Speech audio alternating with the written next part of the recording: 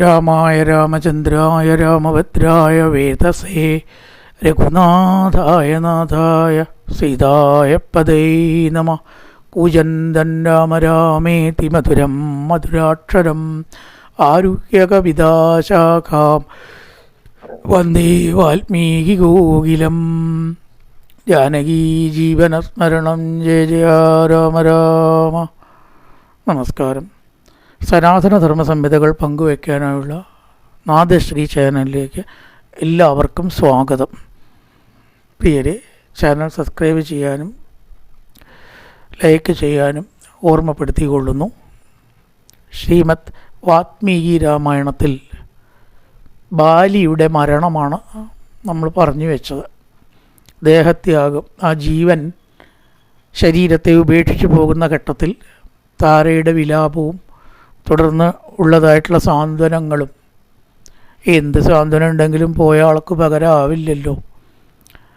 ഇനി ആ ഘട്ടത്തിൽ അവിടെ സുഗ്രീവൻ്റെ ചില മാനസികാവസ്ഥകൾ പറയുകയാണ്. അതായത് ഓരോരോ ഘട്ടത്തിൽ നമുക്കുണ്ടാവുന്ന വികാരം അത് മറ്റൊരു സന്ദർഭത്തിൽ മാറുക. ഒരു ചെറിയ സംഗതി മതി നമ്മുടെ ജീവിതത്തിൻ്റെ മനോഗതി മുഴുവൻ മാറാൻ. അതിവിടെ സുഗ്രീവൻ്റെ ഭാഗം ഒന്നങ്ങനെ കാണിക്കണു. ഇവിടെ വ്രണത്താം ച അശ്രുവേഗേന ദുരാസദേന ത്വവിപ്ലുതാം ശോകമഹാർണവേനാം പശ്യൻ തദാ വൽ അനുജത്തരസി ഭ്രാതൃവധേന അപ്രതിമേന തേപേ. അപ്രതിമേന ഭ്രാതൃവധേന തേപേ. ഭയങ്കരമായിട്ടുള്ള ഭ്രാതൃവധം നടത്തിയതിനാൽ സുഗ്രീവന് പെട്ടെന്ന് മനോമാറ്റം വന്നു. തൻ്റെ ജ്യേഷ്ഠനോടുള്ള ശത്രുത മുഴുവൻ മാറി. മരിച്ചിട്ടാണ് മാറണത്. അത് ജീവിച്ചിരിക്കുമ്പോഴാണ് മാറി വെച്ചാൽ നേരത്തെ പറഞ്ഞ പോലെ 3 ശക്തികളൊന്നാവുമായിരുന്നു. ബാലി സുഗ്രീവൻ ഒന്നായ രാമനും ഒന്നാവും. സുഗ്രീവൻ്റെ പക്ഷത്താണല്ലോ രാമൻ. 2 കൂട്ടരുടെയും മിത്രമായിട്ട് രാമൻ ഇങ്ങോട്ട് വന്നാൽ എന്താവും അവിടുത്തെ കഥ? ത്രിഗുണം, 3 തരത്തിലുള്ള ശക്തി അവിടെ ഒന്നിക്കുക അതുണ്ടായില്ല. അപ്പം നല്ല ശത്രുതയാണ്. ഏട്ടനെ എന്തെങ്കിലും കൊന്നു തരണം, ഇങ്ങനെയെങ്കിലും കൊന്നു തരണം രാമ, അങ്ങല്ലാണ്ട് ആര് വിചാരിച്ചാലും അവനെ വധിക്കാൻ കഴിയില്ല, എൻ്റെ ജീവനാശം അവൻ വരുത്തും എന്നൊക്കെ പറഞ്ഞിട്ട് ഇതാ മരിച്ചു നോക്കിയപ്പോൾ ആ ദുഃഖക്കടലിൽ ഒരൊറ്റ മുങ്ങലാണ്. എത്ര സെക്കൻഡ് വെച്ചിട്ടാണ് ഡൈവേർഷൻ വരുന്നത്. അതാണ് മനുഷ്യൻ്റെ മനസ്സിന് വരുന്ന മാറ്റം. അതാണ് അപ്രതിമേന തേപേ.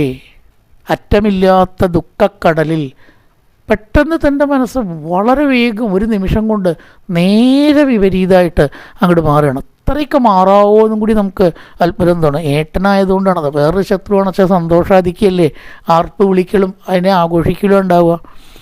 രാമൻ്റെ സമീപത്ത് വന്നു.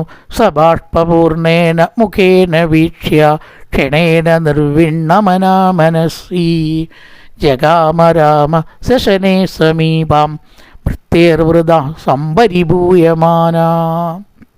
മനസ്സിയായിരിക്കുന്ന അവൻ രാമൻ്റെ സമീപത്ത് വന്ന് വ്യസനത്തോടു കൂടിയിട്ട് മെല്ലെ തൻ്റെ ഭൃത്യന്മാരോടൊപ്പം വന്നു. ആ വില്ലൊക്കെ ധരിച്ച് വളരെ തേജസ്സോടു കൂടിയിട്ട് വീരനായിട്ട് നിൽക്കുന്ന രാമനെ മുന്നിലങ്ങനെ കാണുകയാണ്. സതം സമാസാദ്യ ഗൃഹീത ശാപ മുദാത്തമാശീർ വിഷതുല്യ ബാണം. വിഷതുല്യമായിട്ടുള്ള ബാണം. വിഷം എന്ന് പറഞ്ഞാൽ അവിടെ മരണകാരനാണോ വിഷയം. കയ്യിൽ പിടിച്ചുകൊണ്ട് യശസ്സിനം എല്ലാം ലോകത്തിലും തൻ്റെ യശസ് പരത്തിയിട്ടുള്ളതും കാര്യത്തിൽ എന്താ വെച്ചാൽ വിശേഷണങ്ങൾ പ്രത്യേക രസമാണ് അല്ലേ. രാമൻ്റെ അടുത്ത് വന്നു എന്ന് പറഞ്ഞാൽ എന്താ രസമുള്ളത്. അപ്പം ഇങ്ങനത്തെ രാമൻ അവിടെ വർണ്ണിക്കണത് യശസ്സിനം, ലോകം മുഴുവൻ തൻ്റെ കീർത്തി അല്ലെങ്കിൽ ഭക്തവത്സലനായിരിക്കുന്ന രാമൻ, തേജസ്വിയായിട്ടുള്ള രാമൻ, തപസ്വിയായിട്ടുള്ള എന്നാൾ, സുന്ദരനായിട്ടുള്ള എന്നാൾ, എന്നാ കാര്യങ്ങളൊക്കെ കയ്യിൽ ധരിച്ചിട്ടുള്ള എന്നാൾ. അവിടെയാണ് ഈ കാവ്യത്തിൻ്റെ ആ ഒരു രസം പറയുന്നത്. യശസ്സിനം ലക്ഷണലക്ഷിതാംഗ അവസ്ഥിതം രാഘവമിത്യുവാച. ലക്ഷണശാലിയായിരിക്കുന്ന ആ രാമനെ, യശസ്വിയും ലക്ഷണശാലിയും ആയിരിക്കുന്ന ലക്ഷണമൊത്തവനും ആയ പുരുഷശ്രേഷ്ഠനായിരിക്കുന്ന രാമൻ്റെ അടുത്തങ്ങനെ വന്ന് കണ്ണീരോട് കൂടിയിട്ട് പറഞ്ഞു, രാമ, അങ്ങ് പറഞ്ഞ പ്രതിജ്ഞ പാലിച്ചു. യഥാ പ്രതിജ്ഞാതമിതം നരേന്ദ്ര കൃതം ത്വയാ ദൃഷ്ടഫലം ച കർമ്മ. ഞാൻ ബാലിയെ വധിച്ചു തരാം എന്ന് പ്രതിജ്ഞ ചെയ്തത് സർവേശ്വര അങ്ങ് പാലിച്ചു. അത് അങ്ങയുടെ ഭാഗം. പക്ഷേ പെട്ടെന്ന് എനിക്ക് വല്ലാത്തൊരു ഡിപ്രഷൻ, ഇംഗ്ലീഷിൽ പറയുകയാണെന്ന് വെച്ചാൽ എൻ്റെ മനസ്സിനെ ഇതാ ബാധിച്ചിരിക്കുന്നു. അപ്പം അതെന്താ കാരണം? ഈ ലോകത്തിൽ ഉള്ള യാതൊരു സുഖവും ഇപ്പോൾ എനിക്ക് വേണമെന്നില്ല. മമാദ്യ ഭോഗേഷു നരേന്ദ്രസൂനോ മനോനിവൃത്തം ഹതജീവിതേന. ഏട്ടനായിരിക്കുന്ന ബാലി അച്ഛൻ്റെ സ്ഥാനത്ത് കാണണമെന്നൊക്കെ ഇല്ലേ ചില ശാസ്ത്രപ്രകാരം പറയണത്. അതൊന്നും ജീവിച്ചിരിക്കുമ്പോൾ എനിക്ക് തോന്നിയില്ല. തന്നിമിത്തം ഘോരമായിട്ടുള്ള ഭ്രാതൃവധം ചെയ്തിട്ട് ന രാമരാജ്യേ രമതേ മനോമേ. ഈ രാജ്യത്തിലോ ഐശ്വര്യത്തിലോ വിജയത്തിലോ രാമ എൻ്റെ മനസ്സ് ഇപ്പോൾ സന്തുഷ്ടം ആവുന്നില്ലല്ലോ എന്ന് പറയാണ്. ആ ദുഃഖം ഞാൻ എങ്ങനെ ഇനി കളയും? മാത്രമല്ല ഈ ഏട്ടനെ വധിച്ച പാപം ഞാൻ എവിടെ കൊണ്ടയ്ക്കും രാമാന്ന് പറയുകയാണ്. ഒരു പാപമല്ലേ ഞാൻ ചെയ്തത്? ഇതൊക്കെ അപ്പം ആലോചിക്കേണ്ടിയിരുന്നു. അപ്പം ആലോചിച്ചിട്ട് വല്ല കാര്യമുണ്ടോ? പക്ഷേ ഇപ്പോഴാണ് ചിന്ത വന്ന ചില കാര്യങ്ങളൊക്കെ അങ്ങനെ കഴിഞ്ഞിട്ടാണ് തോന്നുക അങ്ങനെ വേണ്ടിയിരുന്നില്ല എന്നല്ല. ഇത് മനസ്സിൻ്റെ ഒരു പ്രത്യേകതയാണ്. അതുകൊണ്ട് എനിക്ക് ഈ രാജ്യത്തിലോ ഒന്നും ഇപ്പോൾ ഒരു പ്രതിപത്തിയും തോന്നുന്നില്ല. ക്രോധം, അമർഷം, അക്രമവാഞ്ച, സഹോദരവധം, നേരത്തെ പറഞ്ഞ ദുർഗുണങ്ങളൊക്കെ ഉണ്ടാവുകൊണ്ട് എനിക്ക് ആ സഹോദരനെ വധിക്കണം എന്ന് അപ്പോൾ തോന്നി. പക്ഷേ ഇപ്പോഴോ അതൊന്നും എനിക്ക് തോന്നുന്നില്ല. ശ്രേയോദ്യമന്യേ മമ ശൈലമുഖ്യേ തസ്മിൻ നിവാസശ്ചിത ദൃശ്യമൂകേ. ദൃശ്യമൂകത്തിൽ എവിടെയെങ്കിലും ഒരു മൂലയിൽ രാമനാമവും ജപിച്ച് എൻ്റെ കാര്യം നോക്കിയിട്ട് ഇങ്ങനെ ഇരുന്നാൽ മതി. ബാലി ഭരിച്ചിരുന്ന രാജ്യത്തിൻ്റെ അധിപരാവണമെന്നോ ചക്രവർത്തിയോ രാജാവോ ആവണമെന്നോ രാമ എൻ്റെ മനസ്സിൽ ഇപ്പോൾ ഒട്ടും തോന്നണില്ല. മാത്രമല്ല എൻ്റെ ഏട്ടൻ സത്യം പറയുകയാണെന്ന് വെച്ചാൽ എന്നേക്കാൾ മാന്യനും അതുപോലെ നല്ല ധർമ്മം അനുഷ്ഠിക്കുന്നവനുമായിരുന്നു എന്ന് ഇപ്പോൾ എനിക്കിങ്ങനെ തോന്നണു എന്ന്. എന്തൊരു കഷ്ടാത്. പ്രാതാകഥം നാമ മഹാഗുണസ്യ. മഹാഗുണനാത്രേ ബാലി. ഇതപ്പം തോന്നുന്ന വെച്ചാൽ ബാലിയെ വധിക്കുക. മഹാഗുണസ്യ ഭ്രാതുർവധ. അങ്ങനെയുള്ള ഭ്രാതാവിനെ വധിച്ചതിൽ എൻ്റെ മനസ്സ് കുറ്റബോധം കൊണ്ട് രാമ നീറുന്നു. ഞാൻ എന്താണ് ചെയ്യുക എന്നല്ല, ആ ബാലിക്ക് സത്യം പറയുകയാണെന്ന് വെച്ചാൽ എന്നെ കൊല്ലാതെ വിടാനുള്ള ഒരു മനസ്സുണ്ടായി. എന്നിട്ടോ ഞാൻ അത് തിരിച്ചു കാണിച്ചില്ല. അതാണ് ദ്രുമശാഖ അവഭഗ്നോഹം മുഹൂർത്തം പരിനിഷ്ഠനൻ. ഞാനും ഏട്ടനുമായിട്ട് യുദ്ധം ഉണ്ടായപ്പോൾ വലിയൊരു ശാഖ കൊണ്ട് എൻ്റെ തലയിൽ അടിച്ചു. അവിടെ ഞാൻ വേണമെങ്കിൽ എന്നെ വേണമെങ്കിൽ ബാലിക്ക് കൊല്ലായിരുന്നു. മാല കഴുത്തിലിടണതിൻ്റെ മുമ്പത്തെ കാര്യം ഇല്ലേ, ആ ഒരു യുദ്ധത്തിൽ സുഗ്രീവനെ തോറ്റു ഓടുക, ആ ഉടനേനുമ്പോൾ നിൽക്കടാ അവിടെ എന്ന് പറഞ്ഞ് പിന്തുടർന്ന് അവിടെ വെച്ച് വേണമെങ്കിൽ ഏട്ടനെ എന്നെ വധിക്കാം. ഇപ്പോഴാണ് അതൊക്കെ ഓർമ്മ വരുന്നത്. ആലോചിച്ച് നോക്കൂ. പക്ഷേ ഏട്ടൻ എന്താ പറഞ്ഞത്? സാന്ത്വയിത്തോനേനോക്തോ ന പുനഃകർത്തുമർഹസി. ഇനി നീ ഇങ്ങനെ ചെയ്യരുത് കേട്ടോ. തെറ്റ് ചെയ്തിട്ടുള്ള ഒരാളോട് സമീപിക്കാവുന്ന ഏറ്റവും സൗമ്യഭാവാത്രേ. പോട്ടെ, കഴിഞ്ഞത് പോട്ടെ, ഇനി ചെയ്യരുത് കേട്ടോ എന്നുള്ളത്. അതിന് ശിക്ഷ കൊടുക്കാതെ കഴിഞ്ഞത് ആവർത്തിക്കരുത് എന്ന് പറയാൻ കുറച്ചൊരു മഹാമനസ്കത ഉള്ളവർക്ക് പറ്റും. നീ ഇങ്ങനെ ഉണ്ടാവരുത് കേട്ടോ. അത് വലിയൊരു മഹാമനസ്കതയാണ്. കാരണം ഈ ചെയ്ത ആൾക്ക് അത്രയ്ക്കുള്ള വിഷമം, ഒരു ശിക്ഷ കൊടുത്താൽ വിഷമം വരില്ലേ. അപ്പോൾ എന്നെ ശിക്ഷിക്കാതെ വധിച്ചില്ല എന്ന് പറയണം. ഞാൻ നിന്നെ ഇപ്പോൾ വധിക്കുന്നില്ല, പോയിക്കൊള്ളുക എന്ന് എന്നോട് പറഞ്ഞില്ലേ രാമ. അപ്പോൾ ആ ഏട്ടൻ എന്നോട് കാണിച്ച മര്യാദ ഞാൻ അങ്ങോട്ട് കാണിച്ചില്ലല്ലോ. വധിക്കാതെ വേണമെങ്കിൽ വിടാമായിരുന്നു. വാണിങ് കൊടുത്തിട്ട്, ഒരു താക്കീത് കൊടുത്തിട്ട് വിടാമായിരുന്നു എന്നൊരു തോന്നരുതാ എന്നെ വല്ലാതെ അലട്ടുന്നു രാമ. കുലത്തിന് ഉചിതമായിരിക്കുന്ന നീതിയും ധർമ്മവും അനുഷ്ഠിച്ചിട്ട് എൻ്റെ ഏട്ടൻ ആ സമയത്ത് അവസരം കിട്ടിയിട്ടും എന്നെ വധിച്ചില്ല.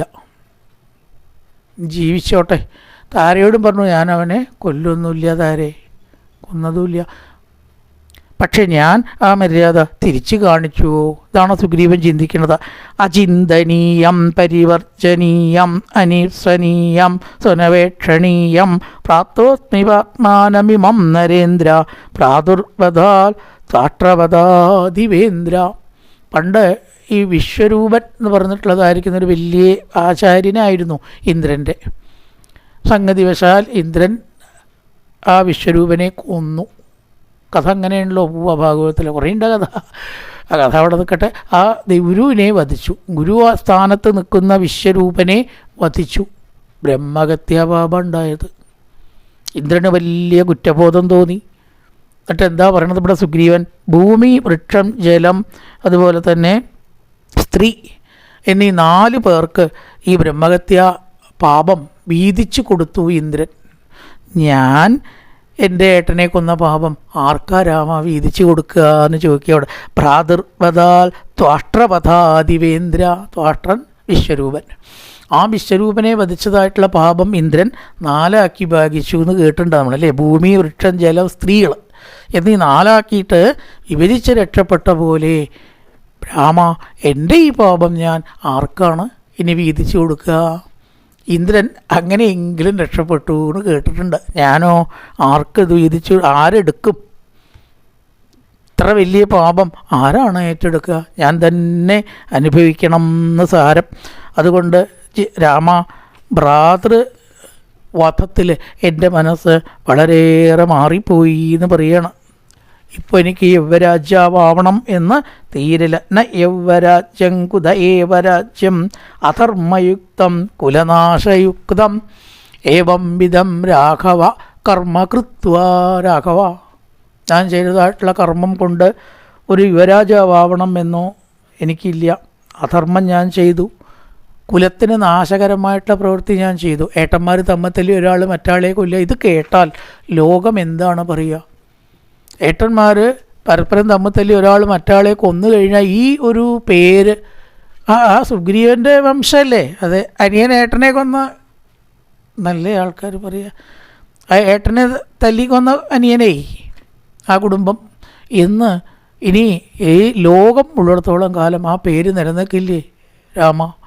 സത്യമല്ലേ? ആലോചിച്ചൊക്കെ ആ അനിയനേട്ടനെ വെട്ടിക്കൊന്ന കുടുംബമല്ലേ എന്ന് പറഞ്ഞാൽ എത്ര മോശമുണ്ട്. ആലോചിച്ച് നോക്കൂ. സുഗ്രീവന് ആ ഒരു ബോധം എപ്പോഴാണ് വന്നത്? മരണത്തിന് ശേഷം ഇപ്പം എന്താ ചെയ്യുക? അവിടെ ഏവം വിധം രാഘവ കർമ്മ കൃത്വ. ഈ കർമ്മം ചെയ്തവൻ എന്ന ഈ കുലത്തിനുള്ള ചീത്തപ്പേര്, കുലത്തിന് ചീത്തപ്പേരുണ്ടാക്കുന്ന അപവാദവും ദുർയശസ്, നല്ല യശസ്സല്ല, ചീത്ത പേരാണ് ഉണ്ടാവുന്നത്. പ്രശസ്തി ദുഷ്പ്രശസ്തിയാണ്. അത് ഇനി എങ്ങനെ മാച്ചാൽമായി? അതുകൊണ്ട് രാമ, ആ ദുഃഖം എൻ്റെ മനസ്സിൽ നിന്ന് പോകുന്നില്ലല്ലോ. വെട്ടേറിയഥാ താണ് നിമ്ന മിവാംബുവേഗ. മഹാശോകം എന്നിൽ വല്ലാതെ മഴ പെയ്ത ഒഴുക്ക് താണ നിലത്തേക്കാണല്ലോ ഉണ്ടാവുക. അതേപോലെ എന്ന് പറയുന്നത് വൃഷ്ടിർ യഥാ നിമ്നം ഇവ അമ്പുവേഗ. അമ്പുവേഗം വെള്ളമാണ് കേട്ടോ. വെള്ളം ആ മഴ പെയ്താൽ എത്ര വേഗം ശക്തമായിട്ട് വെള്ളം താണ സ്ഥലത്തേക്ക് ഒഴുകും ഇല്ലേ? ശക്തമായിട്ടുള്ള ഒഴുക്കുണ്ടാവും. നല്ലപോലെ മഴയായിട്ട് പെയ്താൽ എന്താ വെള്ളം പോണ പോക്കുണ്ടോ? ആ ജാതി മഴയപ്പോൾ പെയ്തിരിക്കണേ. ആ വെള്ളം നോക്കിയറിയാം മഴയുടെ ശക്തി എന്ന് പറയാറുണ്ട് നമ്മൾ. അപ്പോൾ അതുപോലെ എൻ്റെ മനസ്സ് ശക്തമായ കുത്തൊഴുക്കിൽ പെട്ട് ദുഃഖിക്കുകയാണ്. ചെറിയ രീതിയിലല്ല എന്നർത്ഥം. അതിൻ്റെ ആ മാഗ്നിറ്റ്യൂഡ് കാണിക്കാനാണ് ശക്തമായിട്ടുള്ള കുത്തൊഴുക്ക് എന്ന് പറയുന്നത്. ചെറിയ ഒരു ദുഃഖമല്ല, ശക്തമായ ദുഃഖത്തിൻ്റെ ഒരു കുത്തൊഴുക്കിൽ പെട്ടിട്ട് എന്നെ അതിങ്ങനെ അട്ടിച്ച് കൊണ്ടുപോകണം. എനിക്ക് പിടിച്ചു നിൽക്കാൻ പറ്റണില്ല എന്നർത്ഥം. ഏത് പ്രകാരത്തിലൊരു ഉപമയും പറഞ്ഞോടെ സ്വർണം ഈ അഗ്നിയിലിട്ടാൽ അതിൻ്റെ മാലിന്യങ്ങളൊക്കെ നീങ്ങിപ്പോത്രേ. അഗ്നോ വിവർണം പരിതപ്യമാനം കിട്ടം യഥാ രാഘവ ജാതരൂപം. ജാതരൂപം സ്വർണം. ഈ അഗ്നിയിലിട്ട സ്വർണം ഏത് പ്രകാരത്തിൽ അതിൻ്റെ മാലിന്യങ്ങളെ തിരസ്കരിച്ച് കളയുന്നുവോ അതേപോലെ അധർമ്മം എനിക്ക് എൻ്റെ മനസ്സ് ഞാൻ ചെയ്ത പ്രവൃത്തിയെ തെറ്റാണ് തെറ്റാണ് തെറ്റാണ് എന്നും പറഞ്ഞ് നിരാകരിക്കണം. ശരിയാണ് ശരിയാണ് എന്ന വാദമല്ല മനസ്സെനിക്ക് തരുന്നത്. നീ ചെയ്തത് തെറ്റായി തെറ്റായി തെറ്റായി എന്നും പറഞ്ഞ അധർമ്മം അത് നിരാകരിക്കണു എന്ന് പറഞ്ഞാൽ ചെയ്തത് ശരിയായി എന്ന് അംഗീകരിക്കുന്നില്ല എൻ്റെ മനസ്സ്. ചെയ്തു പോയി, പക്ഷെ അത് ശരിയാണ് എന്ന് എൻ്റെ മനസ്സ് ഇപ്പോൾ അംഗീകരിക്കാതെ തെറ്റായി തെറ്റായി എന്ന് പറയണു. രാമ, ഞാൻ എങ്ങനെ ഈ ദുഃഖത്തിൽ നിന്നും പാപത്തിൽ നിന്നും രക്ഷപ്പെടും? ഇവിടെ പറയണം, മഹാബലാനാം ഹരിയൂതമാനാം ഇതം കുലൻ രാഘവമൻ നിമിത്തം. ഞാൻ നിമിത്തമല്ലേ ഈ കുലത്തിന്? മാത്രമല്ല അംഗദൻ അനാഥനായിട്ട് കേഴുന്നത് കാണുന്നു. ഈ വാനര ലോകം മുഴുവൻ ഇപ്പോൾ പാതി ജീവനിലാണ് നിൽക്കണം. അവരുടെയൊക്കെ രക്ഷാകർത്താവായിരുന്നു ബാലി. ബാലിയുള്ളപ്പോൾ അവരെ ഒരാൾ തൊടില്ല. എല്ലാവർക്കും രക്ഷാകർത്താവായി കിഷ്കിന്ധയെ പരിപാലിച്ച് നല്ല സുരക്ഷിതത്വത്തോട് കൂടിയിട്ട് അവരൊക്കെ തലയെടുപ്പോട് കൂടി നടക്കുന്നത് ഞങ്ങൾക്ക് നാഥണ്ട്, ആരാ ബാലി എന്ന രീതിയിലാണ് നടന്നിരുന്നത്. അവരുടെയൊക്കെ പാതി ജീവൻ രാമ ഇപ്പം പോയി. അപ്പം ഞാൻ എത്ര ആളെയാ ദുഃഖിച്ചത്? എൻ്റെ ജ്യേഷ്ഠനെ കൊന്നത് കൊണ്ട് ഞാൻ ദുഃഖിക്കുന്നുവെന്നാണോ? അല്ല. താര ദുഃഖിക്കുന്നു, മതിയായോ? ഇല്ല. അംഗദൻ ദുഃഖിക്കുന്നു, മതിയായോ? ഇല്ല. ബാലിയുടെ മന്ത്രിമാർ ദുഃഖിക്കണു, പോരാ. കിഷ്കിന്ധയത്തെ പൗരന്മാർ മുഴുവൻ ദുഃഖിക്കണു രാമ. അപ്പം എത്ര ആളുകൾക്ക് ദുഃഖം ഉണ്ടാക്കിയിട്ടാണ് ഞാൻ ഒരു കാര്യം ചെയ്തത്. അപ്പം പിന്നെ എനിക്ക് സന്തോഷം ഉണ്ടാവുമോ? വെറുതെ ആയിപ്പോയോ എൻ്റെ പാഴി വേലയെ? അതിൽ നിന്നുണ്ടാകുന്ന ദുഃഖത്തെ ഞാൻ എപ്രകാരം സമാധാനിക്കും എന്നാണ് രാഘവ ഇപ്പോൾ ഞാൻ ചിന്തിച്ചു കൊണ്ടിരിക്കുന്നത്. ഈ ബാലിയുടെ ഈ താരയുടെ ഏക ആശയമായിരുന്നു ബാലി. 100 പുത്രന്മാരുണ്ടെങ്കിലും ഒരു ഭർത്താവിന് സമാവുമോ? പുത്രൻ പുത്രൻ്റെ സ്ഥാനത്ത്, ഭർത്താവ് ഭർത്താവിൻ്റെ സ്ഥാനത്ത്, അല്ലേ? ഒന്നിന് മറ്റൊന്നും പകരമാവില്ല. നമ്മൾ വെറുതെ വിചാരിക്കുക ഒന്ന് കിട്ടിയാൽ വേറൊന്ന് വേണ്ടാന്ന് എത്ര ആൾ വിചാരിക്കുന്നുണ്ട്. ഭാര്യയെ കിട്ടിയ അമ്മയെ മറക്കും, കുടുംബം മറക്കും, നാടും മറക്കും, എല്ലാം മറക്കും, ധർമ്മവും അടക്കി മറക്കും. അങ്ങനെ എത്ര ആൾക്കാരെ നമ്മൾ കാണാം. ഒടുവിൽ അവർക്ക് അവരുടെ ഗതിയാണത്. അപ്പോൾ പുത്രൻ്റെ സ്ഥാനത്ത് പുത്രനാണ്, തീർച്ചയാണ്. ഭർത്താവിൻ്റെ സ്ഥാനത്ത് ഭർത്താവാണ്. അച്ഛൻ്റെ സ്ഥാനത്ത് അച്ഛൻ വേണം. ഓരോതിൻ്റെ സ്ഥാനത്ത്. അതുകൊണ്ട് ആ ഭർത്താവ് പോയ ദുഃഖം കൊണ്ട് താര ദുഃഖിക്കുകയാണ് ഇവിടെ. ഇനി അവൾക്ക് ആശയം എന്താണ്? ഈ അംഗദൻ മാത്രമാണ്. ആ അംഗദന് വേണ്ടി താര ജീവിച്ചിരിക്കും, ഉറപ്പാണ്. പക്ഷേ അംഗദനും കൂടി വരും സംഭവിച്ചാൽ പിന്നെ ഇനി അവൾ ഒരു നിമിഷം ഈ ലോകത്തിൽ ജീവിക്കില്ല. അതുകൊണ്ട് രാമ, ഞാൻ എന്താ ഇപ്പോൾ ഉദ്ദേശിക്കുന്നത് അറിയോ? അസല് കാര്യമായി. സോഹം പ്രവേക്ഷ്യാമ്യ അതിദീപ്തമഗ്നിം പ്രാതാച പുത്രേണ ച സഖ്യമിച്ഛൻ. ആ അഗ്നി ജ്വലിപ്പിച്ചിട്ട് ഞാൻ അതിലാണ്ട് ചാടി മരിച്ചാലോ? ഇമേ വിജേഷ്യന്തി ഹരിപ്രവീര സീതാഗ്നിദേശേ പരിവർത്തമാനാം. അങ്ങക്കിപ്പോൾ എന്തേ വേണ്ടു? സീതാന്വേഷണം. ഞാൻ പോയാലോട് നടക്കും. കാരണം അംഗദൻ മുതലായിട്ടുള്ള വളരെ ശക്തന്മാരും എന്തിനും മതിയായിട്ടുള്ളൊരു അനവധിയുടെ നീലൻ, താരൻ, ദുഷേണൻ, എത്രയോ ആൾക്കാരുടെ ഗവയൻ, ഗവാക്ഷൻ, ഇവരാരും പിന്നിലല്ലല്ലോ. അതുകൊണ്ട് അങ്ങയുടെ സീതാന്വേഷണം ഞാൻ പോയാലും നടക്കും. അങ്ങനെ നടന്നാൽ പോരെ രാമ? ഞാൻ അഗ്നിയിൽ ചാടിയിട്ട് ഈ ദേഹത്യാഗാട് ചെയ്താലോ? ഈ ജീവിക്കാൻ ഞാൻ അയോഗ്യനാണ്. ഇനി ഈ പാപം പേറി ജീവിക്കാൻ ഞാൻ ശരിക്കും അയോഗ്യനാണ് എന്ന് പറയണം. കുലസ്യ ഹംതാരം അജീവനാർഹം. ജീവനാർഹൻ, ജീവിക്കാൻ അർഹൻ. അജീവനാർഹം ആ അർഹതയുടെ വിപരീതമാണ്. ജീവനത്തിൻ്റെ അല്ല. ജീവിക്കാൻ അനർഹനാണ്. അജീവനാർഹം. ഈ കുലത്തെ നശിപ്പിച്ച ഞാൻ ജീവിക്കാൻ അനർഹനാണ്. രാമാനുജ നീഹി കൃതാഗസം മാം. ഒരിക്കലും ജീവിക്കാൻ ഞാൻ അർഹനല്ല. ഞാൻ പോട്ടെ, എനിക്ക് വിട നൽകിയാലും ഈ അഗ്നിയിൽ എൻ്റെ ശരീരം ഞാൻ അങ്ങോട്ട് ഉപേക്ഷിച്ചാലോ രാമാന്ന് ചോദിക്കുകയാണ്. ഇത്തേവമാർത്തസ്യ രഘുപ്രവീര ശുക്താവജോ ബാലി ജഗന്യജസ്യാം സഞ്ജാത ബാഷ്പരവീരഹംദാ രാമോ മുഹൂർത്തം പിമനാബഭൂവാം. കേട്ടു രാമൻ ഇതെല്ലാം കേട്ടിട്ട് ഒരു ലേശം ഇങ്ങനെ വിഷമം, അല്ലേ? സുഗ്രീവന് വളരെയേറെ വിഷമമായപ്പോൾ തൻ്റെ ഏറ്റവും അടുത്ത സഖാവണ സഖ്യം ചെയ്ത ആളാണ് സുഗ്രീവനോട്. തനിക്കും അത് ലേശം ബാധിച്ചു. രഘുകുലവീരനായിരിക്കുന്ന രാമൻ ഒന്നങ്ങനെ കണ്ണീർ വാർത്തിട്ട് ലേശം നേരം മൗനം പൂണ്ടു. എന്താപ്പോൾ ഇതിന് പറയണ്ട്? കർത്തവ്യബോധം ഇവിടെ ഉണ്ടാക്കുകയാണ് വേണ്ടത്. അങ്ങനെ ഇരിക്കുന്നതായിട്ട സമയത്ത് താര ഇത് കേട്ടു. ഒരുപാട് നേരത്തെ ദുഃഖിച്ചുല്ലോ, ഇപ്പോഴും ദുഃഖിക്കുകയാണ്. പറഞ്ഞു, രാമ, നേരത്തെ പറഞ്ഞത് ഇവിടെ ഒന്ന് ആവർത്തിക്കൂ. ഒരസ്ത്രം, ഏതൊരസ്ത്രം കൊണ്ടാണ് ബാലിയെ വധിച്ചത്, അതേ അസ്ത്രം കൊണ്ട് എന്നെയും അങ്ങ് വധിക്കൂ. ആ ശരീരം കെട്ടിപ്പിറപ്പുണർന്ന് കരയുകയാണ് കണ്ണീരൊഴുക്കിക്കൊണ്ട് താര. അങ്ങനെ കണ്ണൊക്കെ തുറന്ന് മറ്റുള്ളവരൊക്കെ പിടിച്ച് എഴുന്നേൽപ്പിച്ചു. എണീക്കൂ, ഇനിയിപ്പോൾ ഇതുകൊണ്ട് കാര്യമില്ലല്ലോ, അനന്തര കർമ്മങ്ങൾ ചെയ്യണ്ടേ, ബാലിയുടെ സംസ്കാരം വേണ്ടേ, താര എഴുന്നേൽക്കൂ എന്നൊക്കെ പറഞ്ഞ് പിടിച്ച് കണ്ണ് തുറന്നപ്പോൾ രാമനെ ആദ്യമായിട്ട് ഇങ്ങനെ കാണുകയാണ്. ഇതുവരെ രാമനെ കേട്ടിട്ടേ ഉള്ളൂ, താര കണ്ടിട്ടില്ല. സ്ത്രീകൾ പുറത്ത് വരിക അതൊന്നും ചെയ്യാൻ പറ്റില്ലല്ലോ. അപ്പോൾ ആദ്യമായിട്ട് സുസംവൃതം പാർത്ഥിവലക്ഷണൈച്ച തം ചാരുനേത്രം മൃഗശാപനേത്ര അദൃഷ്ടപൂർവം പുരുഷപ്രധാനം മയാതകാകുസ്ത ഇതി പ്രതിജ്ഞേ. ഇതാണല്ലേ രാമൻ? ഞാൻ വളരെയേറെ കേട്ടിട്ടുള്ളതായിരിക്കുന്ന രാമനാണോ ഈ മുമ്പിൽ നിൽക്കുന്നത്? ഈശ്വര, ഈ കിഴക്കട കഴിഞ്ഞ വാക്കുകളൊന്നും രാമനെ വർണ്ണിക്കാൻ പോരാ. കാടന്നെ വേണം ആ മഹത്വവും തേജസ്സും അനുഭവിക്കണമെങ്കിൽ എന്നൊരു ഭാവേന. ഇതാണോ രാമൻ? എൻ്റെ ഭഗവാനെ, ഏത് വാക്കുകൊണ്ടാണ് ഇവനെ വർണ്ണിക്കുക? ഏത് വാക്കുകൊണ്ടാണ് ഈ മഹാപുരുഷനെ വർണ്ണിക്കുക? ഈ ഈശ്വരനെ വർണ്ണിക്കാനുണ്ടോ വാക്കുകൾക്ക് കഴിവ്? നമ്മളെന്തൊക്കെയോ പറയണം. ഏത് വാക്കും ഭഗവത് മാഹാത്മ്യം വർണ്ണിച്ചാൽ മതിയാവില്ല എന്നൊരു തോന്നലോടുകൂടി ഇന്ദ്രതുല്യനായിട്ട് ജഗാമതാര പരിവിക്കൊലന്തി. വളരെയേറെ രാമനെ കണ്ട് തൻ്റെ ഭർത്താവിൻ്റെ അന്തകനാണെന്നുള്ളൊരു കാര്യം ഉണ്ടല്ലോ. എന്തൊക്കെ ഗുണങ്ങളുണ്ടച്ചാലും ഈ ഒരു ഭാവം മനസ്സിൽ വരാണ്ടിരിക്കും. ആരാ ഈ രാമൻ? തൻ്റെ എല്ലാമായ ഭർത്താവിൻ്റെ പ്രാണനെടുത്ത ആളാണ് എന്നിങ്ങനെ തോന്നി. ശുദ്ധചിത്തയാണ്, താരയ്ക്ക് ദോഷമൊന്നുമില്ല. ബാലിയെപ്പറ്റി കുറച്ച് അഹങ്കാരമെങ്കിലും ഉണ്ട് എന്ന് പറയാം. വേറെ ദോഷമൊന്നും ശരിക്കും വരച്ചാൽ ബാലിക്കുമില്ല. ഈ സുഗ്രീവനായിട്ട് ഇങ്ങനെ അലോഗ്യമായി ഒരു തെറ്റിദ്ധാരണയുടെ മുകളിലാണത് വന്നത്. വാനരന്മാരല്ലേ, അത്രയല്ലേ ബുദ്ധി ഉണ്ടാവുള്ളൂ. അതിൻ്റെ മുകളിൽ അതുവരേക്ക് സുഗ്രീവനോടും ഇല്ല വിരോധം.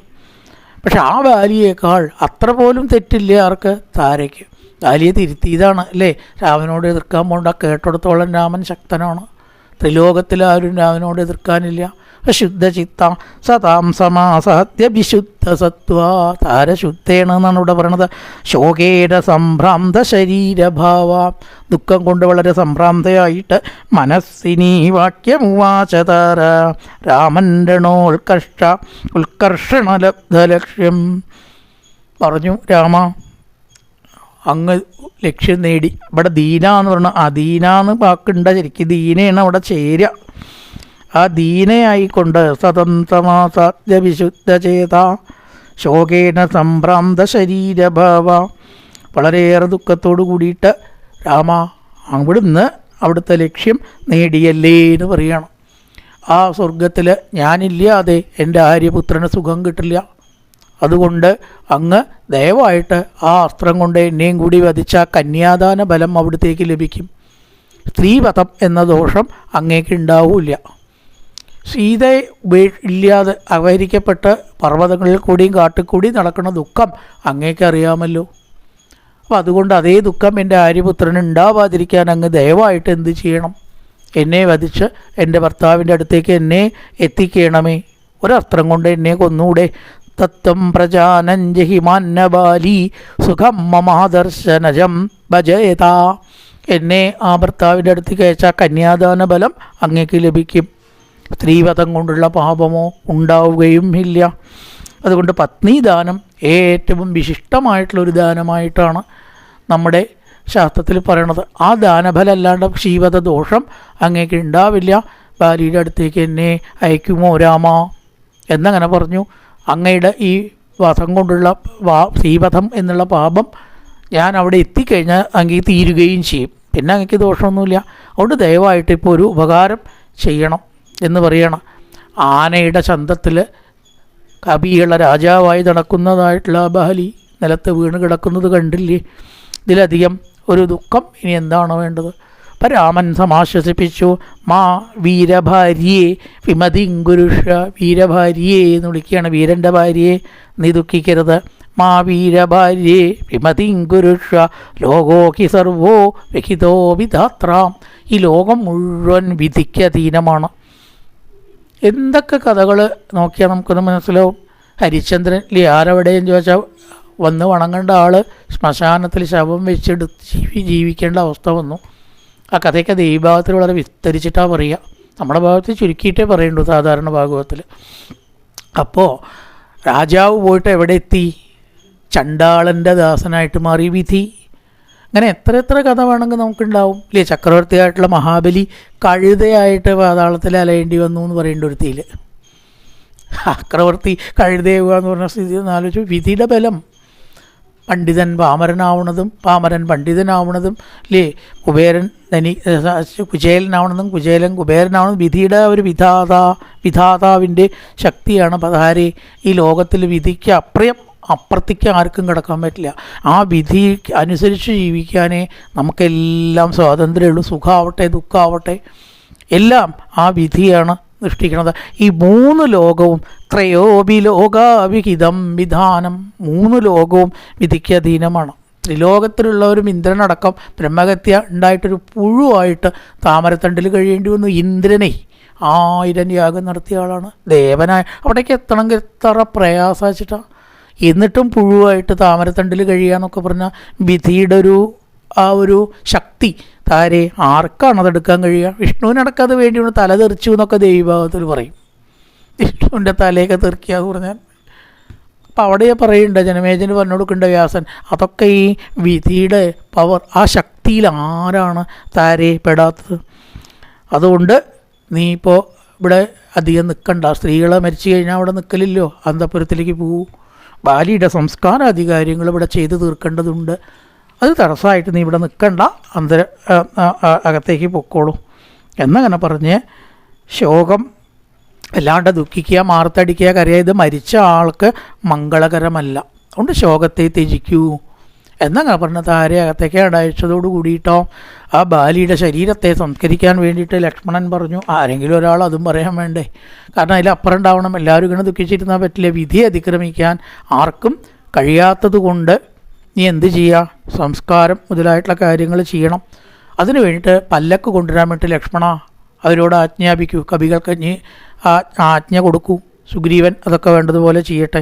സുഗ്രീവ വേണ്ടത് ചെയ്യൂന്ന് ലക്ഷ്മണൻ പറഞ്ഞു. സുഗ്രീവൻ ബാക്കിയുള്ളവരോട് വളരെ വേഗം ഒരു പല്ലക്ക് കൊണ്ടുവന്നു. പട്ടുവസ്ത്രങ്ങളാൽ ആച്ഛാദിതമായി രാജകീയമായിട്ട് രാജോചിതമായിട്ടുള്ള വിധത്തിൽ തന്നെ ആ സംസ്കാരം നടക്കണം. അങ്ങനെ ലക്ഷ്മണ അതിന് വേണ്ട കാര്യങ്ങൾ ചെയ്യൂ എന്ന് പറഞ്ഞു. സുഗ്രീവനോട് ആജ്ഞാപിച്ചു. സുഗ്രീവനാട്ടെ പല്ലൊക്കെ കൊടുന്നു. താരനാണ് അതിന് മുൻകൈ എടുത്തതെന്നാണ്. താരൻ മന്ത്രിയാണ്, പ്രധാനപ്പെട്ടതായിട്ടുള്ള താരൻ മന്ത്രി കൊടുന്ന് ചന്ദനം മുതലായിട്ടുള്ള വൃക്ഷങ്ങൾ അതൊക്കെ കൊണ്ടാണല്ലോ ദഹിപ്പിക്കുക. ചന്ദനമുട്ടി കാര്യങ്ങൾ മുതലായിട്ടുള്ള സുഗന്ധദ്രവ്യങ്ങളും ബാക്കി കാര്യങ്ങൾ, മാല, എണ്ണ, മാലയൊക്കെ ചേർത്ത് മൃതശരീരത്തിൽ ലെറീത്തൊക്കെ നമ്മൾ സമർപ്പിക്കണം. പണ്ടൊക്കെ മാലയാണ്.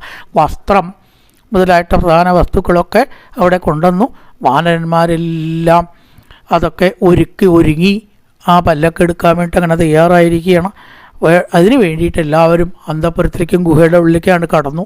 താരനാവട്ടെ ആ പല്ലക്ക് കൊണ്ടുവരികയും ചെയ്തു. എല്ലാ രീതിയിലും രത്നങ്ങൾ, മുത്തുമാലകൾ, അതുപോലെ തന്നെ അലങ്കരിക്കപ്പെട്ടത് പല ചിത്രപ്പണികൾ ഉണ്ട് അതിനകത്ത്. എല്ലാ പല്ലക്കാണ്, സാധാരണ ഒരു പല്ലക്കല്ലല്ലോ. ഇവിടെ രാജോചിതമായിട്ട് തന്നെ വേണം. പക്ഷികളും വൃക്ഷങ്ങളും അതിൻ്റെ ചിത്രങ്ങളൊക്കെ ഉള്ള നന്നായിട്ടുള്ള രാജകീയമായിട്ടുള്ള ആ പല്ലക്ക്.